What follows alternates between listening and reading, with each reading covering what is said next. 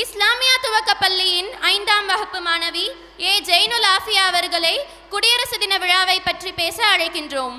அனைவருக்கும் இனிய சலாத்தையும் குடியரசு தின வாழ்த்துக்களையும் தெரிவித்துக் கொள்கிறேன். குடியரசு தினம் என்பது இன்னொரு விடுமுறை நாள் இல்லை. எண்ணற்ற தியாகிகள் விடுதலை போராட்ட வேள்வியில் நமக்கு அளித்த பரிசை போற்றி பாதுகாக்கும் நாள்.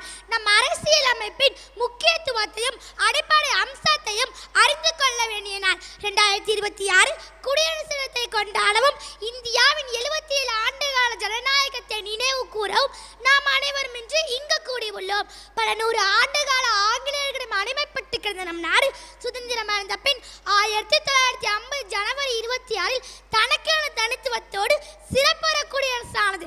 குடியரசு என்பது மக்களுக்காக மக்கள் நடத்தும் ஆட்சி. மக்கள் என்பது யார்? நாம் தான் நம்மை ஆளக்கூடிய தலைவர்களை வாக்குரிமை மூலம் தேர்ந்தெடுக்கிறோம். நம் நாட்டின் வாக்களிக்கும் உரிமை 18 வயது பூர்த்தியான இந்திய குடிமக்களுக்கு வழங்கப்பட்டுள்ளது. அப்படி தேர்ந்தெடுக்கும் போது நல்லவராக, வல்லவராக, நேர்மையானவராக, மக்களுக்கு தேவையான அடிப்படை வசதிகளை செய்து தர தகுதியானவர்களை தேர்ந்தெடுக்க வேண்டியது அவசியம் அல்லவா? இந்திய அரசியலமைப்பு முழு உலகில் மிக நீண்ட எழுதப்பட்ட அரசியலமைப்பாகும்.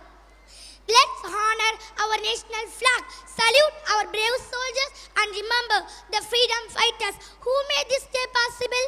நம் பலமே வேற்றுமையில் ஒற்றுமை. பல்லாயிரக்கணக்கான வேறுபாடுகள், கணக்கில்லாத கலாச்சாரங்கள், எண்ணற்ற மதங்கள், இனங்கள், மொழிகளை தனக்கேற்று கொண்ட நாடு இந்தியா. இத்தனை வேறுபாடுகள் இருந்தாலும் இந்தியன் என்ற ஒற்றை புள்ளியில் இனிதாக இணைத்திருக்கிறோம். ஒரு கல்லை எடுத்து நாயை பார்த்து வீசினால் அது பயந்து ஓடிவிடும். அதே கல்லால் ஒரு தேன்கூட்டை நோக்கி வீசினால் தேனீக்கள் துரத்த நாம் பயந்து ஓட வேண்டும். காரணம் அவற்றின் ஒற்றுமைதான்.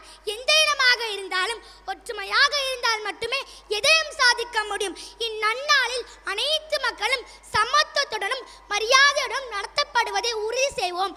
உலகில் சில நாடுகளில் சண்டை, போர், பதற்றம் என வாழும் மக்களிடையே நம் நிம்மதியாக வாழ்கிறோம் என்று சொன்னால் நம் நாட்டை காப்பதற்காக எல்லை பகுதிகளிலே கண் அயராது கடும் குளிரிலும் பனியிலும் வெயிலிலும் காவல் காத்து நிற்கும் எண்ணற்ற இராணுவ வீரர்கள் நாட்டுப்பற்றி ஒரு சிறு துளியாவது நமக்கு இருக்க வேண்டும். இந்தியான நாடு என்று உணர்வு வேண்டும். படிக்கின்ற காலத்திலேயே நல்லவை எது, தீயவை எது என பகுத்தாய்வு தீயவற்றை விளக்கி நல்லவர்களாகவும் வல்லவர்களாகவும் நமது கடமைகளையும் பொறுப்புகளையும் உணர்ந்து வாழ்ந்து காட்டுதல் வேண்டும். உன் நண்பன் யார் என்று சொல்.